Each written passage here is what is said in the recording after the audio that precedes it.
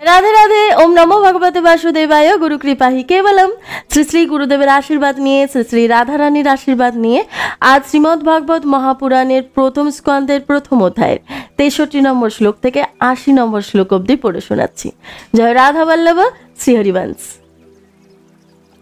ভক্তিরুবাচ কথং পরীক্ষিতা রাজ্ঞা স্থাপিত হস্যচি কলি প্রবৃত্তে তু কলৌ সর্বসার কুত্রগত মহান করুণা পরেণ হরিনাপ ধর্ম কথমিক্ষতে ইমং মে সংশয় ছিন্নিতদ্না সুখী তাস্মহত। অর্থাৎ ভক্তিদেবী বললেন, রাজা পরীক্ষিত এই পাপী কলিযুগকে থাকতে দিয়েছেন কেন? এর আসার ফলেই তো সব জিনিসের সার কোথায় হারিয়ে গেল।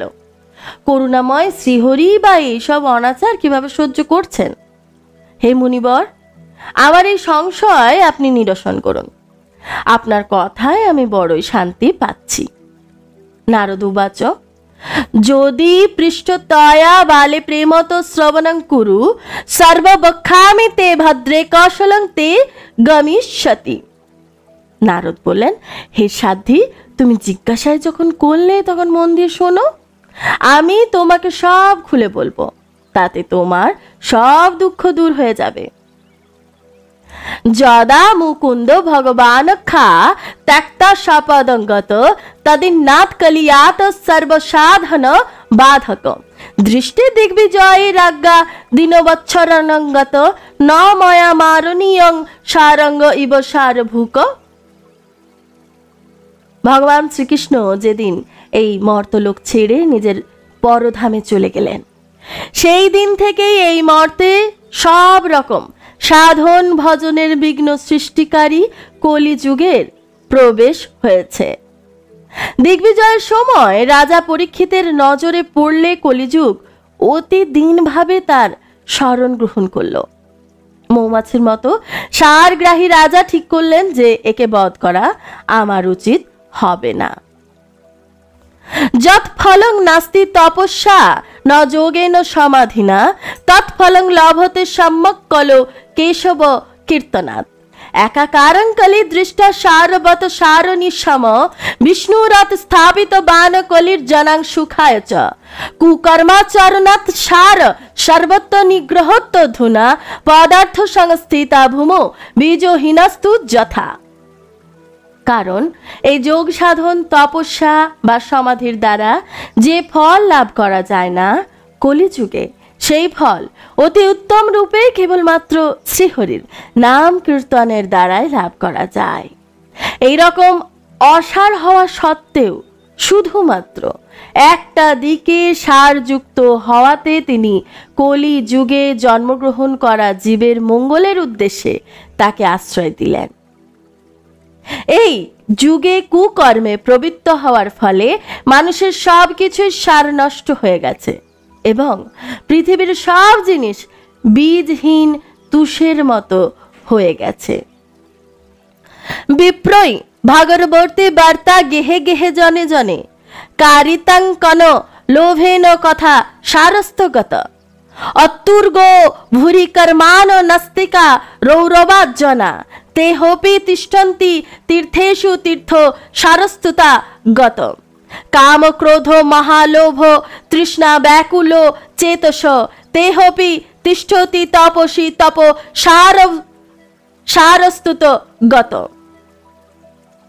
ব্রাহ্মণেরা কেবলমাত্র অন্ন ধনাদির লোভে ঘরে ঘরে গিয়ে জনে জনে ভাগবতী কথা শোনাচ্ছে।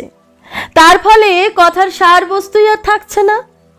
তীর্থ সকলে নানা রকম অত্যন্ত ঘোর কুকর্মকারী নাস্তিক ও নারকী সব মানুষ বাস করছে এবং এর ফলে তীর্থ সকলের মাহাত্ম্য নষ্ট হয়ে যাচ্ছে।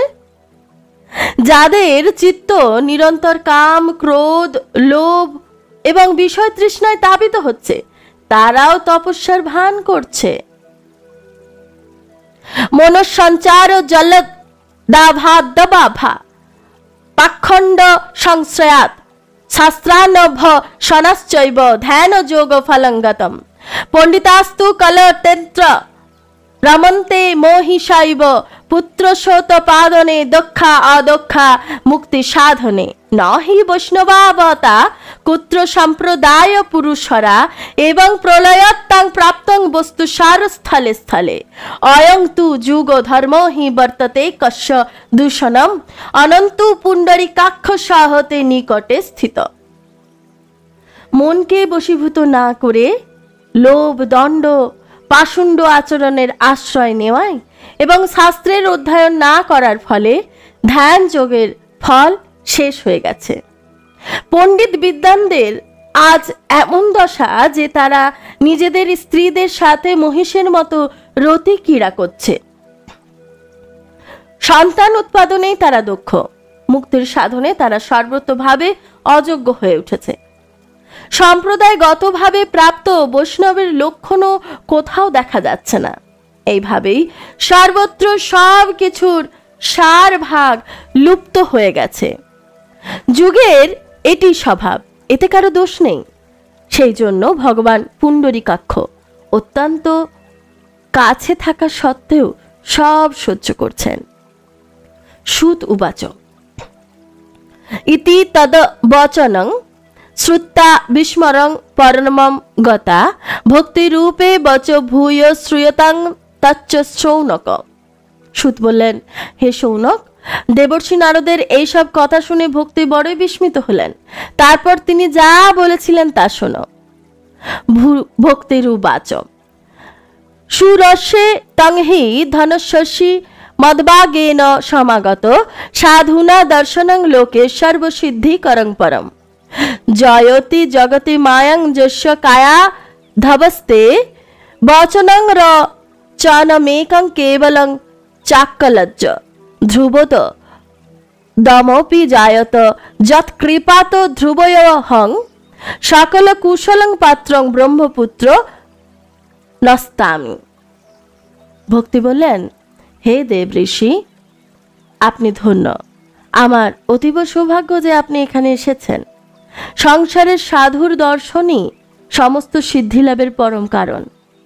আপনার উপদেশ কেবল একবার মাত্র গ্রহণ করেই কয়াধু পুত্র প্রহ্লাদ আমাকে জয় করেছিল।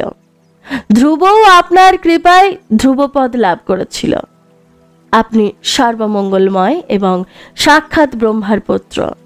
আমি আপনাকে প্রণাম করছি। রাধে রাধে। এখানেই কথার বিরাম দিচ্ছি আর সকলকে জানাচ্ছি রাধে রাধে। এতক্ষণ অবধি আমি যা কিছু পড়ে শোনালাম সবই শ্রী শ্রী শ্রী শ্রী রাধারানীর শ্রীচরণে নিবেদন করছি, শ্রী শ্রী গুরুদেবের কৃপায়। জয় জয় রাধা বল্লভ শ্রীহরিবংশ। জয় জয় রাধা বল্লভ শ্রীহরিবংশ।